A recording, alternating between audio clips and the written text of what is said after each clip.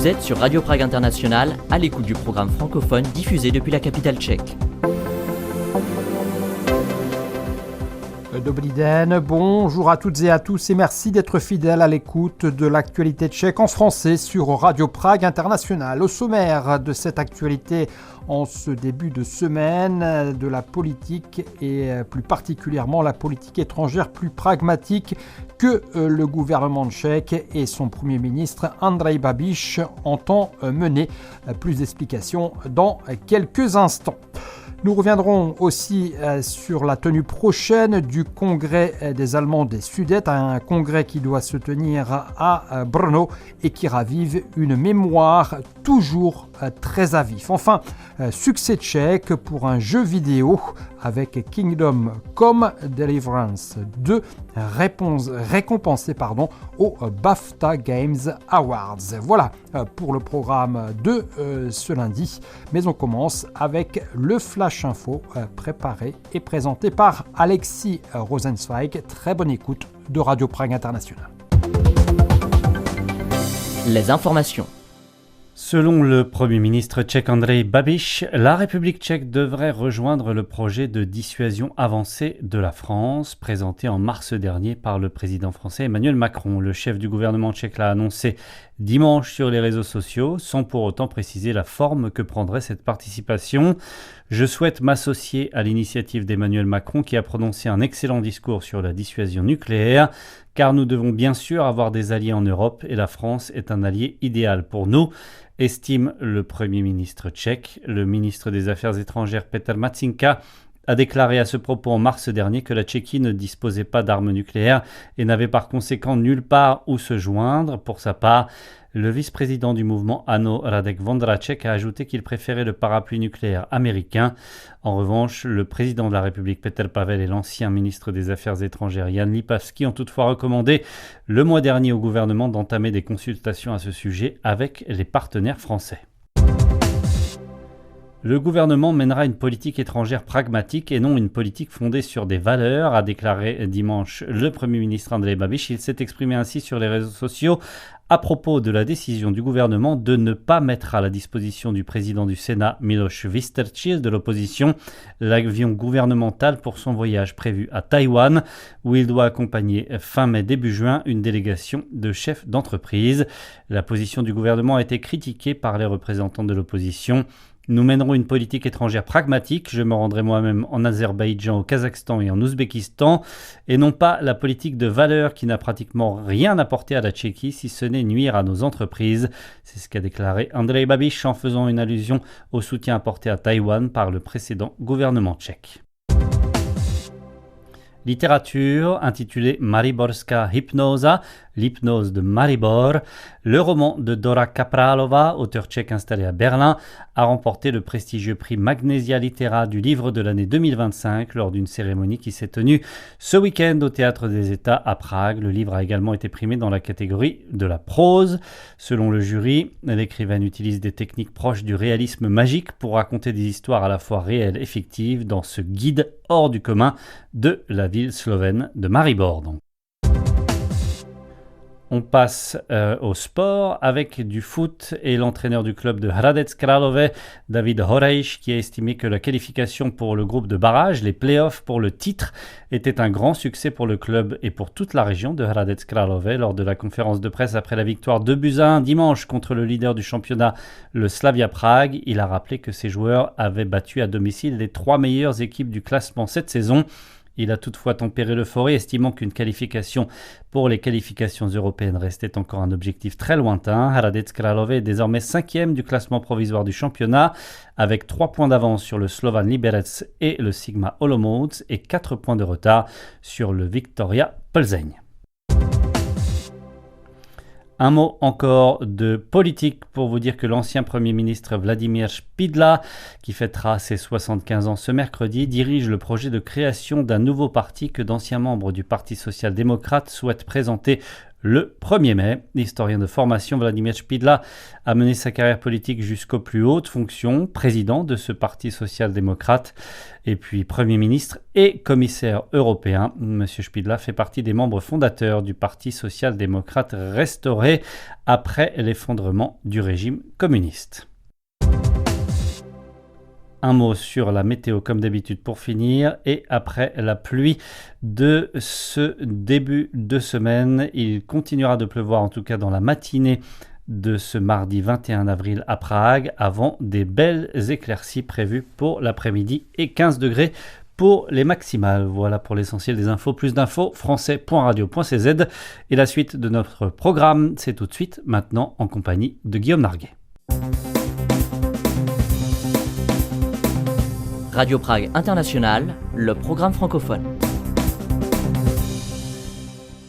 On poursuit avec de la politique et le gouvernement tchèque qui entend changer de cap en matière de politique étrangère. Dimanche, en effet, le Premier ministre Andrej Babiš a expliqué que Prague mènerait désormais, je cite, une politique pragmatique qui ne sera plus basée sur les grands principes, mais mettra l'accent d'abord sur les intérêts des entreprises tchèques à l'international, et ce, comme il l'espère, y compris en Chine, alors que le gouvernement a parallèlement refusé de mettre un avion de sa flotte à disposition du président du Sénat, membre de l'opposition, pour lui permettre de se rendre prochainement à Taïwan. Plus d'explications en détail. Moc vás zdravím, děkuji, že mě sledujete, děkuji, že mě sdílíte. Včera byl krásný den. Comme il en a l'habitude, Andrej Babiš, qui portait pour l'occasion un t-shirt frappé d'un grand lion de Bohême, symbole historique du pouvoir et de la souveraineté, s'est exprimé sur les réseaux sociaux. Dans une vidéo longue d'un peu plus de 17 minutes, une vidéo durant laquelle il a balayé les principaux sujets d'actualité de la semaine écoulée, depuis le plafonnement des prix des carburants jusqu'au prochain sommet de l'OTAN, en passant par la volonté de supprimer les redevances audiovisuelles, le Premier ministre a expliqué à ses électeurs qu'il était, je cite, extrêmement motivé et qu'il avait, je cite toujours, une vision claire de la direction dans laquelle il souhaite faire évoluer la République tchèque pour que tout aille mieux, et ce donc, y compris en matière de relations internationales. On écoute Andrej Babiš. Naše zahraniční politika je úplně jasná. Notre politique étrangère est très claire. Nous mènerons une politique pragmatique, et c'est pourquoi je me rendrai en Azerbaïdjan, au Kazakhstan et en Ouzbékistan, afin que nos entreprises puissent y faire des affaires, et non pas cette politique fondée sur de prétendues valeurs qui n'a pratiquement rien apporté, si ce n'est nuire aux intérêts de nos entreprises.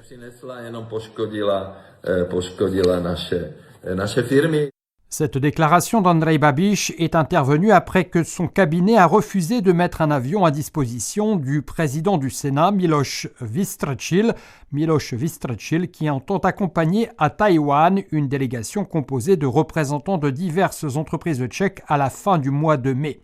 Membre de l'ODS, le parti conservateur qui était la principale formation de la coalition gouvernementale de centre-droit, dirigée jusqu'en décembre dernier par Petr Fiala, le président de la Chambre haute du Parlement, défend ouvertement une politique de soutien à Taïwan depuis plusieurs années déjà. Abych skončil své dnešní vystoupení tady u vás v legislativním dvoře, tedy u vás na Tajvanu, možná skromnějším, ale stejně důrazným prohlášením. Já jsem Taïwanec. Je suis un Taïwanais, comme on vient de l'entendre, avait même déclaré Miloš Vystrčil lors d'une visite à Taipei en 2020, qu'il était devenu le premier président d'un parlement étranger à assister à une session du Yuan législatif depuis 45 ans. Une visite à laquelle Andrej Babiš, qui occupait déjà les fonctions de Premier ministre, n'avait alors rien trouvé à redire, contrairement donc à un peu moins de 6 ans plus tard. Ne voyant pas d'un bon œil ce prochain nouveau voyage à Taïwan, Andrej Babiš a répondu aux critiques des partis de l'opposition qui lui reprochent, je cite, son chaos géopolitique en conseillant au président du Sénat de voyager sur une ligne commerciale. Un conseil auquel Miloš Vystrčil s'est pour l'heure contenté de réagir en indiquant qu'il s'exprimerait plus longuement sur le sujet dans les prochains jours. Dans un style de communication bien à lui sur la scène nationale, où il s'embarrasse fort peu des formalités d'usage, le Premier ministre a formellement désapprouvé le parti pris de l'opposition en faveur de Taïwan et fait part de sa volonté de voir la République tchèque, je cite, adopter la même approche envers la Chine que les États-Unis, l'Allemagne, la France ou l'Italie. Andrej Babiš. My nebudeme dělat stejnou politiku jak Pekarová. Nous ne mènerons pas la même politique que Pekarova et Vystrčil qui a ruiné les activités de nos entreprises en Chine. Même Škoda n'y vend plus ses voitures. Les touristes chinois ne viennent plus en Tchéquie, il n'y a plus d'investissement non plus. Les Chinois préfèrent aller en Hongrie et en Slovaquie. Quant à M. Vystrčil, qui est en politique depuis 1990, ces voyages d'agrément qui nous coûtent des millions n'ont servi qu'à détruire nos affaires. Cela fait 36 ans qu'il fait de la politique et il n'a toujours pas appris l'anglais. Donc je ne vois pas bien ce qu'il irait faire là-bas. Le résultat de ces excursions de plusieurs millions de Pekarova et de Vystrčil, eh bien c'est que Taïwan construit pour des dizaines de milliards une usine de puces électroniques à Dresde. Za desítky miliard snad čipovou fabriku v Drážďanech. Selon les données de l'agence nationale Czech Invest, Taïwan a été le 13e investisseur étranger le plus important en République tchèque pour la période 1993-2025, juste devant la Belgique, tandis que la Chine ne figure, elle, qu'en 16e position. En mai 2026, Brno accueillera pour la première fois sur le sol tchèque le congrès de l'Association des Allemands des Sudètes. Organisé dans le cadre du festival Meeting Brno, qui fête ses 11 ans d'existence du 22 au 25 mai, l'événement se veut un geste de réconciliation sans faire l'économie d'une bonne dose d'instrumentalisation. Il suscite une forte controverse politique et mémorielle, révélatrice des fractures persistantes autour de l'histoire de l'après-guerre. Plus de détails avec Anna Kubishta. Prévu fin mai, le congrès sera le 76e rassemblement de l'Association des Allemands des Sudètes, mais le tout premier organisé en dehors de l'Allemagne. Plusieurs milliers de participants sont attendus, certains évoquant déjà un afflux et une mobilisation logistique d'importance. L'événement est porté par le festival Meeting Brno, qui s'inscrit dans une démarche de mémoire et de dialogue. Cette initiative s'appuie sur un précédent important. En 2015, la ville a adopté une déclaration de réconciliation reconnaissant les violences commises lors de l'expulsion des Allemands de la ville après 1945, comme le rappelle Petr Kalousek, fondateur du festival. Festival Meeting Brno měl jakýsi svůj předobraz ještě o rok À l'époque, dříve, à l'occasion des 70 ans de la fin de la Seconde Guerre mondiale, une initiative avait été lancée pour exprimer des regrets concernant les violences de l'après-guerre, notamment celles liées à la marche forcée, au cours de laquelle plus de 20 000 habitants germanophones ont été expulsés de Brno en quelques jours.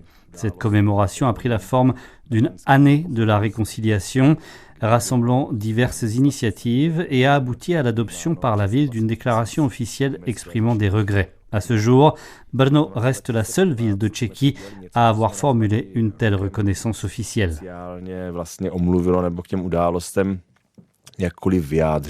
Ils viennent d'ici, ils ont vécu avec nous pendant 800 ans, souligne encore Petr Kalousek, pour qui, dans cette logique, inviter l'Association des Allemands des Sudètes à tenir leur congrès dans la ville apparaît donc comme une suite naturelle de ces efforts de réconciliation entrepris il y a plus de 10 ans. Ti lidé, respektive jejich předci a jejich rodiny, pochází odsud, žili. Petr Kalousek et ses collègues de Meeting Brno revendiquent un objectif clair, favoriser la rencontre directe entre Tchèques et descendants des Allemands expulsés. Pour eux, il s'agit de dépasser les représentations héritées du passé et d'initier un vrai dialogue, voire un partenariat au niveau des gens ordinaires. Le programme du festival inclura des commémorations, à commencer par une cérémonie du souvenir à la gare de Brno en mémoire des Juifs déportés, mais aussi des échanges symboliques illustrant cette volonté de rapprochement.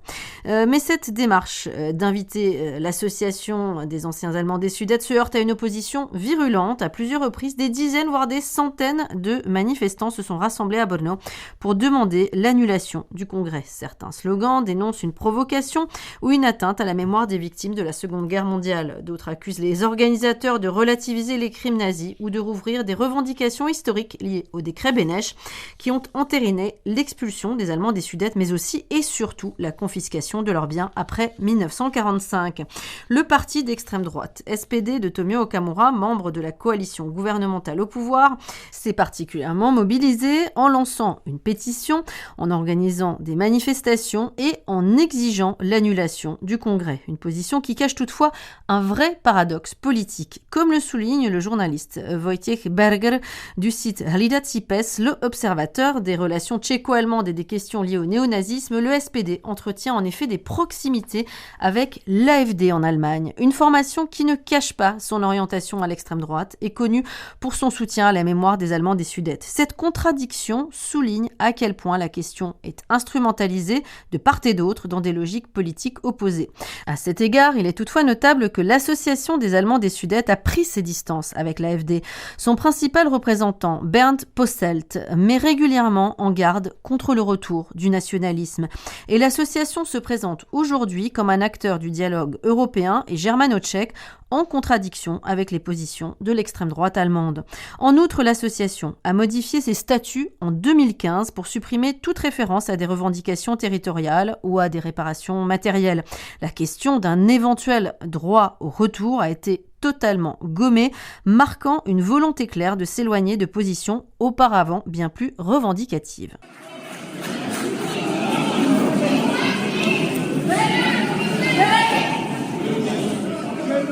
Le 14 avril dernier, une séance du conseil municipal a été marquée par un clash entre opposants à la tenue du congrès et les partisans du festival.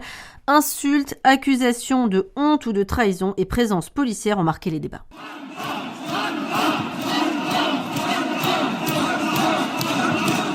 Face à la controverse, les autorités locales ont cherché à ménager la chèvre et le chou. Le conseil municipal de Brno a pris acte de la tenue du congrès, refusé de le soutenir officiellement, mais aussi rejeté les demandes d'annulation. Les élus ont réaffirmé leur attachement à la réconciliation et au dialogue, tout en rappelant que le congrès n'était pas financé par la ville. Dans le contexte, la nuance est de taille. Seul le festival Meeting Brno reçoit des subventions de la municipalité, tandis que le financement du congrès à proprement parler provient du Land de Bavière, bastion des anciens Allemands des Sudètes, à hauteur de plusieurs dizaines de millions de couronnes. Cette polarisation s'explique par le poids de l'histoire, même plusieurs décennies plus tard. Après 1945, des dizaines de milliers d'Allemands ont été expulsés de Brno, souvent dans des conditions brutales, touchant tout particulièrement les femmes, les enfants et les personnes âgées. Cet épisode reste profondément ancré dans la mémoire collective, d'autant que les 40 ans de régime communiste ont occulté les crimes commis du côté tchèque, voire du côté des soldats soviétiques qui avaient libéré le pays. Pouť smíření, čili pochod, který vlastně připomíná to vyhnání německojazyčného obyvatelstva. Depuis 2007, à l'initiative d'un étudiant du nom de Jaroslav Osterčilik, était organisée une marche copiant le trajet emprunté de force par les Allemands de Brno jusqu'à un camp de fortune aménagé à Pohořelice. Lorsqu'en 2015 est adoptée la déclaration de réconciliation, naît l'idée d'inverser le sens de ce pèlerinage mémoriel. L'événement sera ensuite intégré au futur festival Meeting Brno. On doit également à l'écrivaine Kateřina Tučková le début d'un changement de paradigme au niveau local. En 2009, elle avait publié son roman « L'expulsion de Gerta Schnich », traduit en français comme « Les exilés de Moravie », qui traitait précisément de l'histoire de cette expulsion, spécifiquement du point de vue du destin d'une femme. Mais elle a aussi présidé à la naissance du festival Meeting Brno. V návaznosti na ten rok smíření. Dans la foulée de cette année de réconciliation, un autre collègue, David Macek, est venu avec Kateřina Tučková avec l'idée de poursuivre d'une manière ou d'une autre ce que nous avions entrepris en 2015. Il revenait d'Italie où il avait participé à un festival appelé Meeting Rimini qui fait partie d'un réseau mondial de festivals similaires. C'est ainsi qu'est né le festival Meeting Brno dont nous organisons la 11e édition ce mois de mai. Et pour Petr Kalousek, la difficulté vient aussi du récit national lui-même. je složitá, protože zkrátka může trošku bolet a myslím si, že v tomto bychom už se opravdu mohli někam dál posunout, myslím tím náš český národ a v podstatě Nous pourrions sortir de ce rôle éternel de victime et décrire ce qui s'est passé réellement, avance Peter Kalousek, avant de rappeler que les critiques dont son festival fait l'objet sont souvent portées par des milieux politiques nationalistes qu'il juge incompatibles avec une lecture apaisée de l'histoire. Pour ceux qui œuvrent dans le cadre du festival et pour ses partisans, la tenue du congrès des descendants des Allemands des Sudètes en mai prochain constitue un symbole fort, celui d'un dialogue européen mature et d'une mémoire partagée entre des voisins qui font désormais partie d'un même ensemble, l'Union européenne, née de la volonté de mettre derrière soi des siècles de conflits.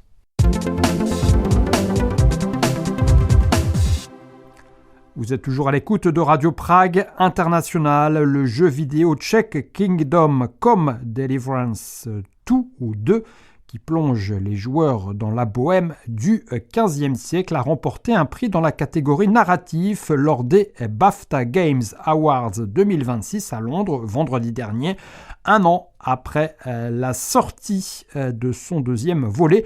Les ventes explosent littéralement et le nombre de touristes sur les lieux représentés dans le jeu également, comme nous l'explique Inès Cuvillier. Hans, look at me.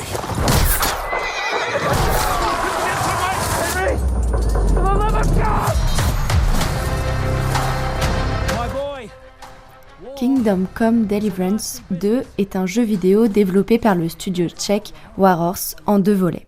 Le premier opus, sorti en 2018, a suscité un fort enthousiasme dans le monde vidéoludique, mais le second, sorti lui en février 2025, est un véritable succès commercial. En effet, 1 an après sa sortie, 5 millions d'exemplaires ont déjà été vendus. Qu'est-ce que ce jeu peut-il bien avoir de si captivant ? Kingdom Come Deliverance 2, abrégé en KCD2, est une immersion totale dans la bohème du XVe siècle, une époque où les guerres rythment la vie des Tchèques et dont, aujourd'hui, des gamers. L'histoire propose une véritable plongée dans le monde médiéval grâce à la qualité de la reconstitution des personnages, des images et de l'environnement. C'est ce sens du détail qui lui a valu, cette année, sa nomination au BAFTA Games Award, dans la catégorie narratif et meilleur interprète dans un rôle principal, pour l'acteur britannique Tom McKay. Ce dernier prête sa voix à Henry Scalice, un personnage fictif incarnant le fils d'un forgeron ordinaire dans KCD2, dont il réalise ainsi la capture du mouvement.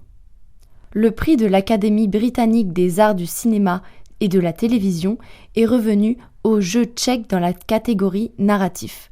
Cette victoire face à 5 autres nominés, dont le jeu français Clair-Obscur Expédition 33, qui, pour sa part, a remporté le prix du meilleur jeu, constitue une véritable consécration pour le studio tchèque. 2026, marquant d'ailleurs les 10 ans de la catégorie des jeux narratifs au BAFTA, l'honneur n'en est donc que plus grand. Le site du BAFTA explique. Les jeux vidéo narratifs sont réputés pour leur histoire captivante et leur capacité à créer des expériences mémorables. Plongeant le joueur dans l'histoire bien après la fin du jeu, il continue de l'intéresser et de l'inspirer de manière inédite et passionnante.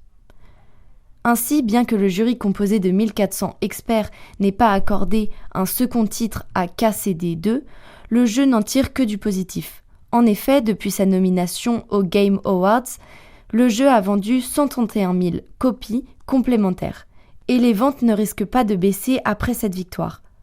Pour les fans du jeu, c'est aussi une nouvelle occasion de se rendre sur les terres qui ont inspiré leur jeu préféré. La Tchéquie a déjà constaté une importante hausse des visiteurs sur les sites représentés dans le jeu, et cette tendance n'est pas prête de s'inverser. Classé avec ses jardins sur la liste du patrimoine mondial de l'UNESCO, le château de Kroměříž est l'un des sites les plus visités en Tchéquie. Nous vous invitons à découvrir sa bibliothèque baroque, l'une des premières institutions du genre dans les pays tchèques à avoir ouvert ses portes au public. C'est ici aussi au cœur du château que certaines scènes du célèbre film Amadeus de Miloš Forman ont été tournées. Magdalena Rozinkova.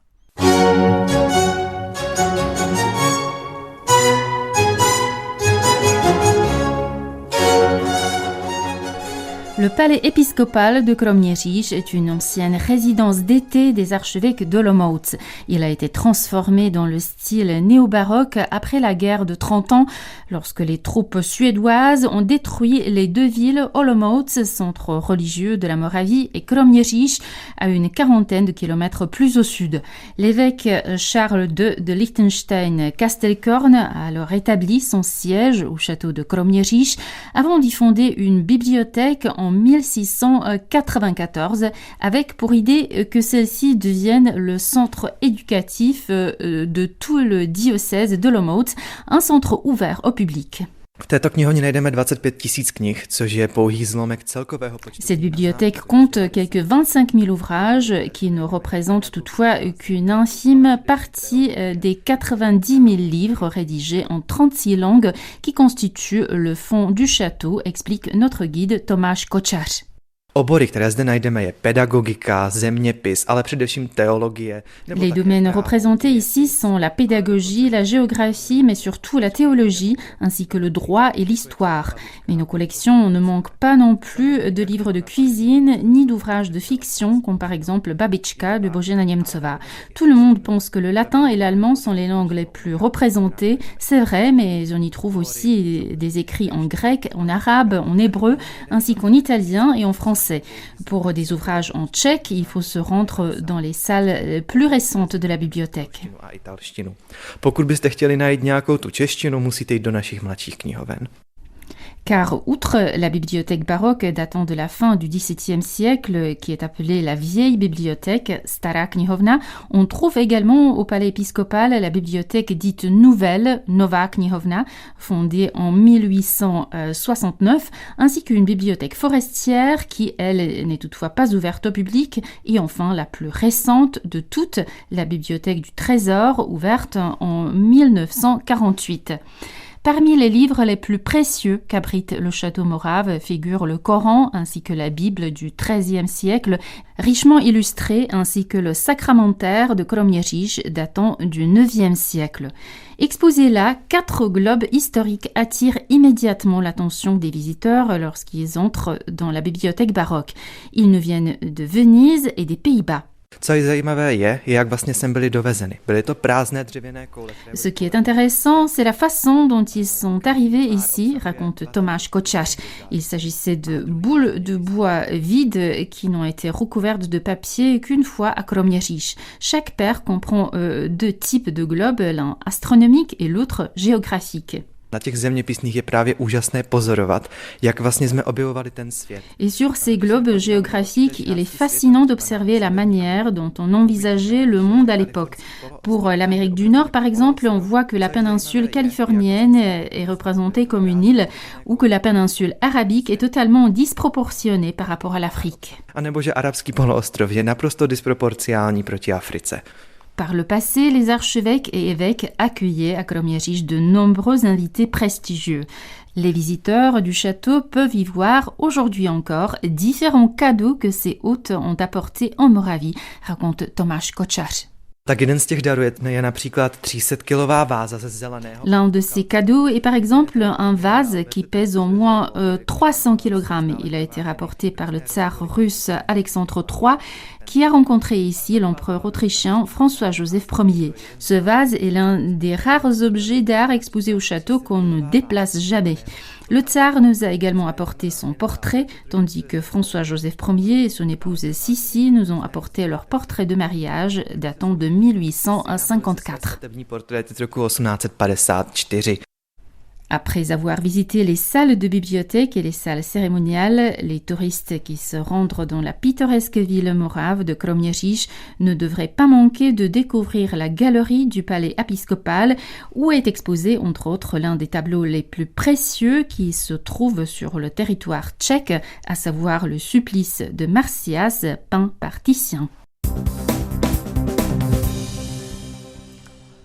Voilà, c'est ainsi que s'achève pour ce lundi le programme préparé par l'équipe de la rédaction francophone de Radio Prague International. Merci de votre attention, merci également de votre fidélité à nos émissions et à très bientôt avec de nouveau l'actualité tchèque en français dans vos oreilles. Naslyšenou, ahoj.